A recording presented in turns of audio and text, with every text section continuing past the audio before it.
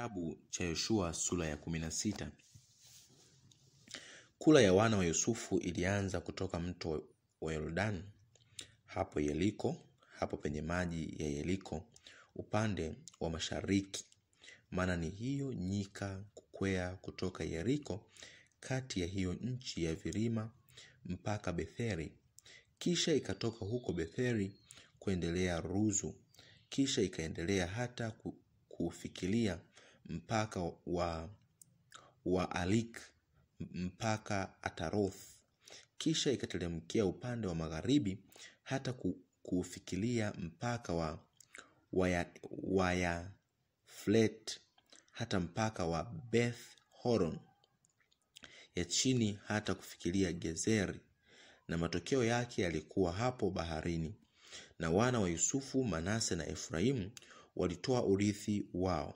Na mpaka wa wana wa Efraimu kwa kuandama jamaa zao ulikuwa hivi: mpaka wa urithi wao upande wa mashariki ulikuwa ni Ataroth Adar hata Beth Horon kwa juu. Kisha mpaka ukatokea kuendelea upande wa magharibi huko Mikmeta upande wa kaskazini. Kisha mpaka ukazunguka kuendelea upande wa mashariki hata Taanath Shilo.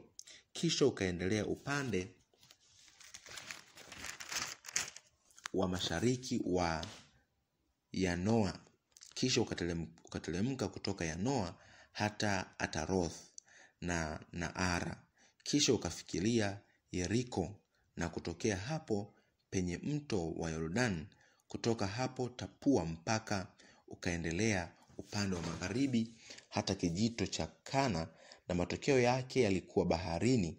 Huo ndio urithi wa hao wana wa Efraimu kwa kuandama jamaa zao, pamoja na ile miji iliyojengwa kwa ajili ya wana wa Efraimu katikati ya urithi wa hao wana wa Manase, miji yote pamoja na vijiji vyake.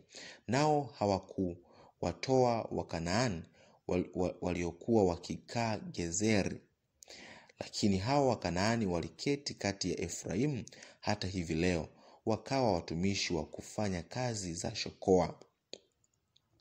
Kitabu cha Yoshua sura ya 17. Kisha hii ndiyo kura iliyoiangukia kabila ya Manase, maana yeye alikuwa ni mzaliwa wa kwanza wa Yusufu. Katika habari za Makiri mzaliwa wa kwanza wa Manase babaye Gileadi, kwa sababu alikuwa mtu wa vita, basi alikuwa na Gileadi na Bashan, na kura ilikuwa ni ya hao wana wa Manase waliosalia kwa kuandama jamaa zao, kwa wana wa Biezeri na kwa wana wa Hereki na kwa wana wa Aslieli na kwa wana wa Shekemu na kwa wana wa Heferi na kwa wana wa Shemida. Hao ndio wana waume na wa Manase mwana wa Yusufu kwa kuandama jamaa zao. Lakini Serofehad mwana wa Heferi mwana wa Gileadi mwana wa Makiri mwana wa Manase hakuwa na wana waume ila binti, na majina ya hao binti zake yalikuwa yakiitwa Mara na Noa na Hogra na Milka na Tilsa. Nao wakakaribia mbele ya Eleazari kuhani na mbele ya Yoshua mwana wa Nuni na mbele ya mashehe, wakasema, Bwana alimwamuru Musa kutupa sisi urithi kati ya ndugu zetu. Basi kwa kuiandama hiyo amri ya Bwana, akawapa urithi kati ya ndugu za baba yao. Kisha kura zilizomwangukia Manase zilikuwa ni sehemu 10 mbali na nchi ya Gileadi na Bashani iliyo ng'ambo ya Yordani, kwa sababu hao binti za Manase walikuwa na urithi katika wanawe waume, na nchi ya Gileadi ilikuwa ni mali ya hao wana waume wa Manase waliosalia. Mpaka wa Manase ulikuwa kutoka Asheri hata Mikmeta ulioelekea Shekemu. Tena mpaka ukaendelea upande wa kuume hata kuwafikilia wenyeji wa Entapua. Hiyo nchi ya Tapua ilikuwa ni mali ya Manase, lakini ule mji wa Tapua uliokuwa katika mpaka wa Manase ulikuwa ni mali ya wana wa Efraimu. Tena mpaka uliteremkia mpaka kijito cha Kana upande wa kusini wa hicho kijito. Miji hiyo ilikuwa ya Efraimu kati ya miji ya Manase. Na mpaka wa Manase ulikuwa upande wa kaskazini wa hicho kijito, na matokeo yake yalikuwa baharini.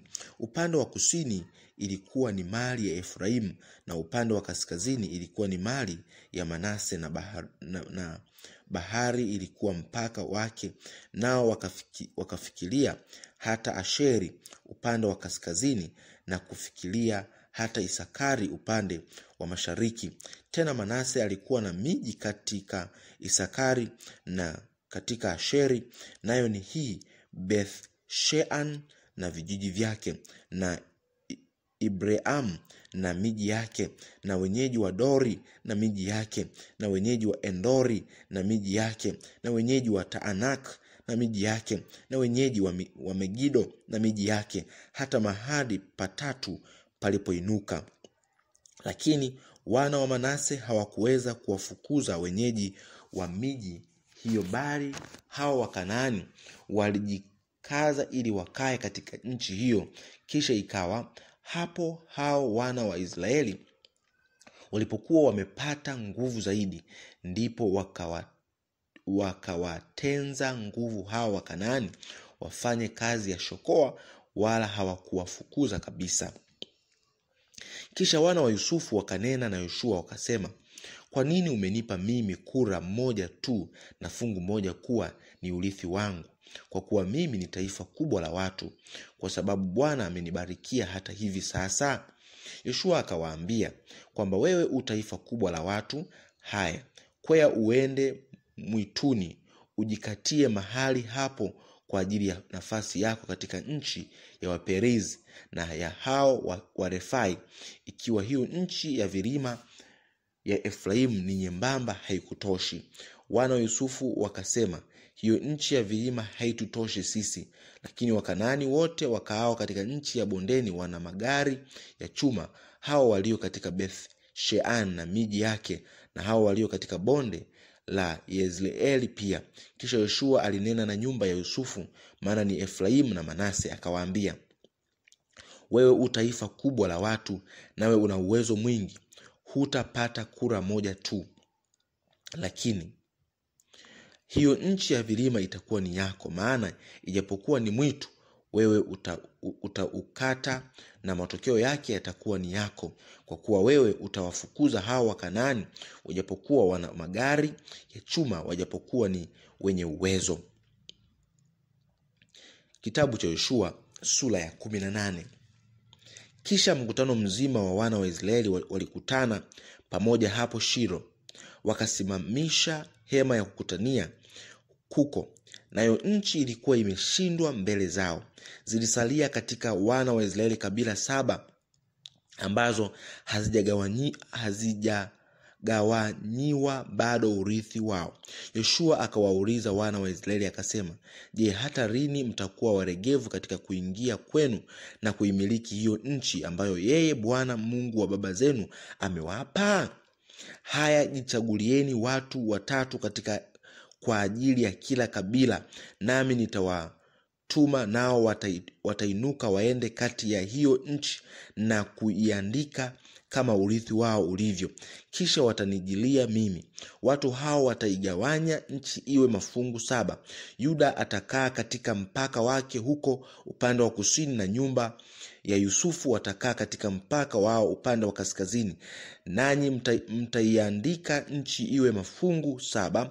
Kisha hayo maandiko yake mtaniletea mimi hapa, nami nitawapigia kura hapa mbele ya Bwana Mungu wenu.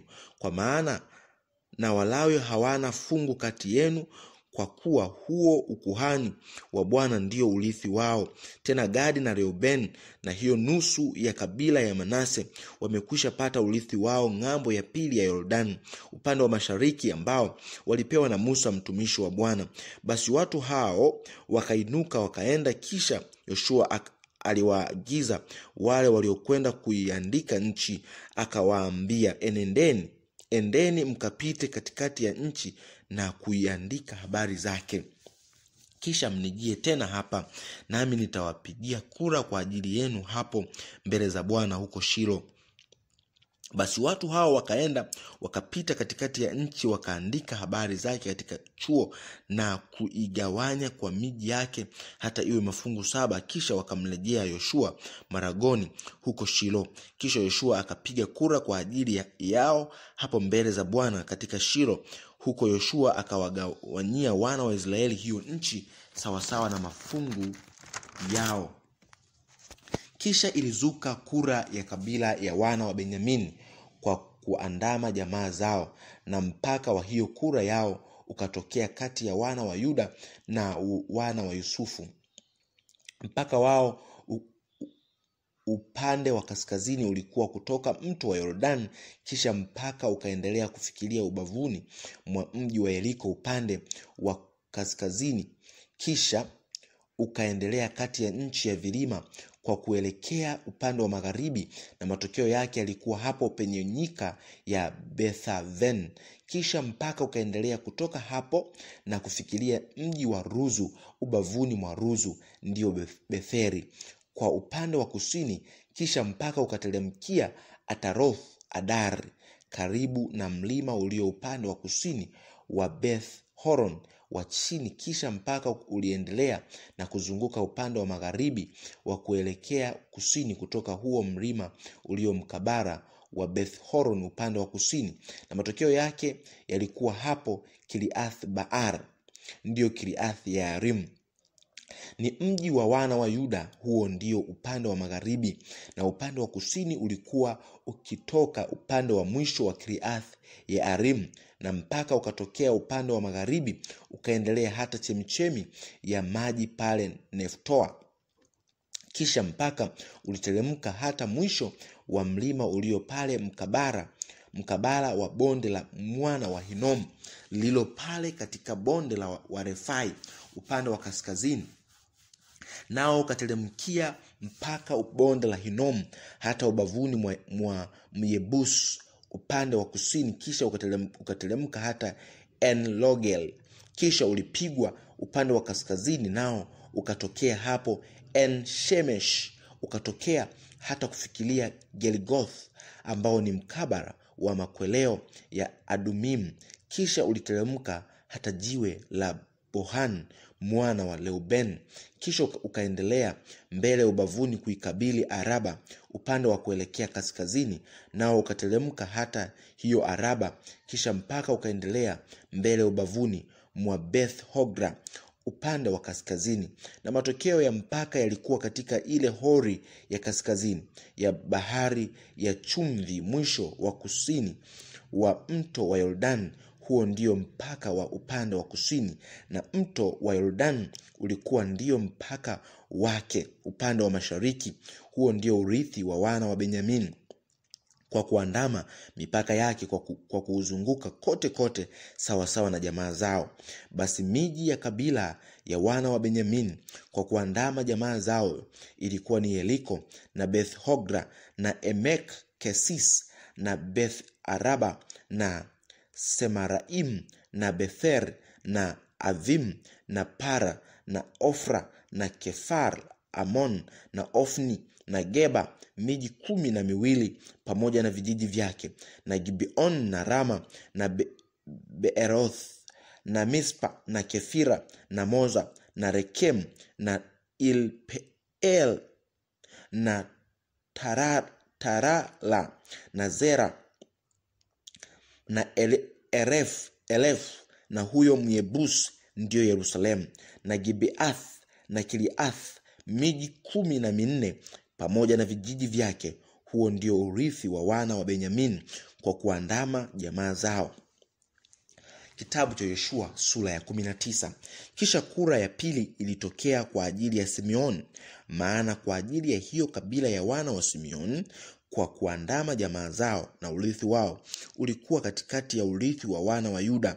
Miji waliokuwa nayo katika urithi wao ni Beer-sheba na Molada na Hasal-Shual na Bala na Esem na Eltolad na Bethul na Holma na Siklag na Beth-Malkaboth na Hasal-Susa na Beth-Lebaoth na Shaluhen, miji 13 pamoja na vijiji vyake, na Ain na Limon na Ethel na Ashan, miji 4 pamoja na vijiji vyake, tena vijiji vyote vilivyozunguka miji hiyo kote mpaka Baal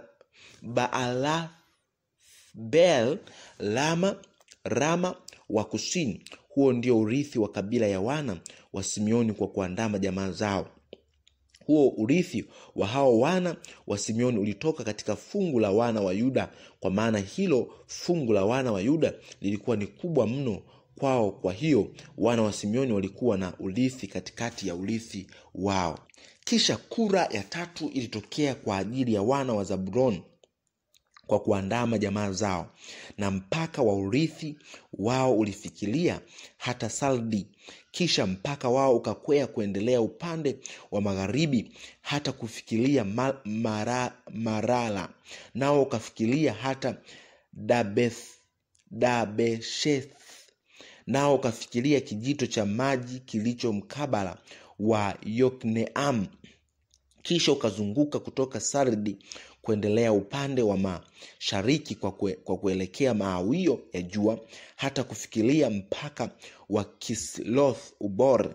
Kisha ukatokea hata Daberath. Kisha ukakwea kuendelea Yafia. Kutoka hapo ukaendelea kuelekea mashariki mpaka Gath Hefer hata kufikilia Ethkasin. Kisha ukatokea huko Rimon ufikiliao hata Nea. Kisha mpaka ulizunguka nchi hiyo kwa upande wa kaskazini hata Hanathos. Kisha matokeo yake yalikuwa katika bonde la Iftael na Katath na Halali na Shimlon na Idala na Bethlehem, miji 12 pamoja na vijiji vyake. Huu ndio urithi wa wana wa Zabuloni kwa kuandama jamaa zao, miji hii pamoja na vijiji vyake. Kisha kura ya 4 ilitokea kwa ajili ya Isakari, maana ni kwa ajili ya wana wa Isakari kwa kuandama jamaa zao, na mpaka wao ulifikilia Yezliel na Kesloth na Shenem na Hafaraim na Shion na Anaharath na Rabithu na Kishion na Ebes na Remeth na Enganim na Enhada na Bethpases, na mpaka ukafikilia hata Tabor na Shahasuma na Beth-Shemesh, na matokeo ya mpaka wao yalikuwa katika mto wa Yordan, miji 16 pamoja na vijiji vyake. Huu ndio urithi wa kabila ya wana wa Isakari kwa kuandama jamaa zao, miji hiyo pamoja na vijiji vyake. Kisha kura ya 5 ilitokea kwa ajili ya kabila ya wana wa Asheri kwa kuandama jamaa zao, na mpaka wao ulikuwa ni Helkath na Hali na Beten na Akishaf na Aramelek na Amad na Mishal, nao ukafikilia hata Kalmel upande wa magharibi, tena ulifikilia hata Shihor Libnath. Kisha ukazunguka kuelekea maawio ya jua mpaka Beth Dagon, nao ukafikilia hata Zabron, tena mpaka bonde la Iftael upande wa kaskazini hata Bethmek na Neyel. Kisha ukatokea hata Kabul upande wa kushoto na Ebron na Rehob na Hamon na Kana hata kufikilia Sidon mkuu. Kisha mpaka ulizunguka kuelekea Rama na mji wa Tiro ulio na boma. Kisha mpaka ulizunguka kuelekea Hosa, na matokeo yake yalikuwa baharini katika nchi ya Azkib na Uma pia na Afeka na Rehob, miji 22 pamoja na vijiji vyake. Huu ndio urithi wa kabila ya wana wa Asheri kwa kuandama jamaa zao, miji hii pamoja na vijiji vyake. Kisha kura ya 6 ikatokea kwa ajili ya wana wa Naftali, maana ni kwa ajili ya wana wa Naftali kwa kuandama jamaa zao, na mpaka wao ulikuwa kutoka Heref, tokea ule Mwaron ulio katika Saananim na Adami, Nekeb na Yabineel, hata kufikilia Lakum, na matokeo yake yalikuwa katika mto wa Yordani. Tena mpaka ulizunguka kuendelea upande wa magharibi hata Aznoth Tabor. Tena kutoka hapo ukaendelea mpaka Hukok, kisha ukafikiria hata Zabron upande wa kusini. Tena ulifikiria hata Asher upande wa magharibi. Tena ulifikiria hata Yuda hapo katika mto wa Yordani kwa upande wa kuelekea mawio ya jua. Na miji yenye boma ilikuwa ni hii: Sidim na Seri na Hamath na Rakath na Kinereth na Adama na Rama na Hazor na Kedesh na Edrei na Enhasor na Iron na Magdalel na Horem na Bethanath na Beth-Shemesh, miji 19 pamoja na vijiji vyake. Huu ndio urithi wa kabila ya wana wa Naftali kwa kuandama jamaa zao, miji hiyo pamoja na vijiji vyake. Kisha kura ya 7 ilitokea kwa ajili ya kabila ya wana wa Dan kwa kuandama jamaa zao, na mpaka wa urithi wao ulikuwa ni Sora na Eshtaol na Ilishemesh na Shaarabin na Ayaron na Ithra na Eron na Timna na Ekron na Elteka na Gibethon na Baalath na Yehud na Bene-Berak na Gathrimon na Meyalkon na Lakon, pamoja na huo mpaka uliokuwa mkabala wa Yafa. Kisha mpaka wa wana wa Dan ulitokea kuwapita wao, kwa kuwa hao wana wa Dani wakakwea na kupigana na Reshem na kuutwaa na kuupiga kwa makali ya upanga na kuumiliki, nao wakakaa humo, wakautia Dani kwa kuliandama jina la huyo Dani mzee wao. Huu ndio urithi wa kabila ya wana wa Dani.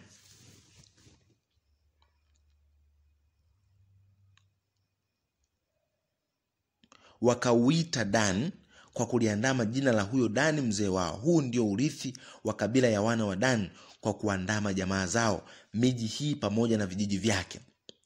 Basi wakamaliza hiyo kazi yao ya kuigawanya nchi iwe urithi kwa kuandama mipaka yake. Kisha wana wa Israeli wakampa Yoshua mwana wa Nuni urithi katikati yao, sawasawa na ile amri ya Bwana. Wakampa mji alioutaka, maana ni Timnath Sera katika nchi ya vilima ya Efraimu, naye akaujenga huo mji na kukaa mumo. Hizi ndizo nchi ambazo Eleazari kuhani na Yoshua huyo mwana wa Nuni pamoja na hao vichwa vya nyumba za mababa ya kabila za wana wa Israeli walizigawanya kwa njia ya kupiga kura ziwe urithi huko Shirom mbele ya Bwana, hapo mlangoni mwa hema ya kukutania. Basi hivyo wakamaliza kazi ya kuigawanya hiyo nchi. Kitabu cha Yoshua sura ya 20.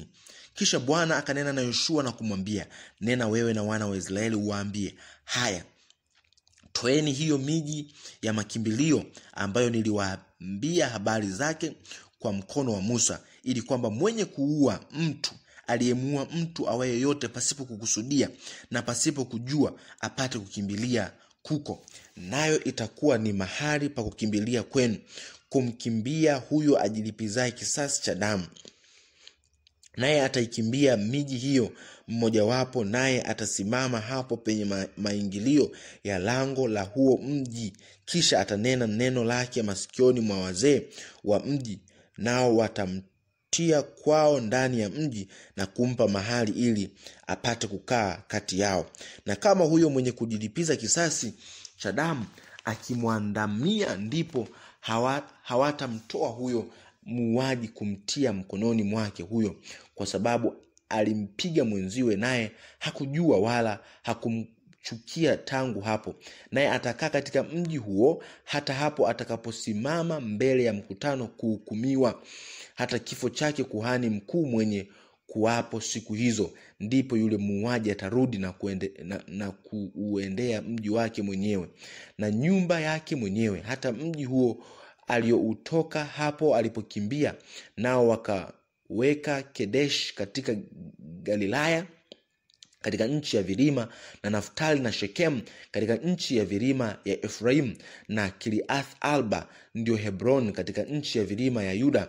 Tena ng'ambo ya pili ya Yordan, pande za Yeriko upande wa kuelekea mashariki, wakaweka Bezeri ulioko nyikani katika nchi tambarare ya kabila ya Reuben, na Ramoth katika Gileadi katika kabila ya Gad, na Goran katika Bashan katika kabila ya Manase. Miji hiyo ndiyo miji iliyoamriwa kwa ajili ya wana wa Israeli wote, na kwa ajili ya mgeni akaaye kati yao ugenini, ili kwamba mtu awaye yote atakayemua mtu pasipo kukusudia apate kimbilia huko, asife kwa mkono wa mwenye kujilipiza kisasi cha damu, hata hapo atakapokuwa amekwisha simama mbele ya mkutano.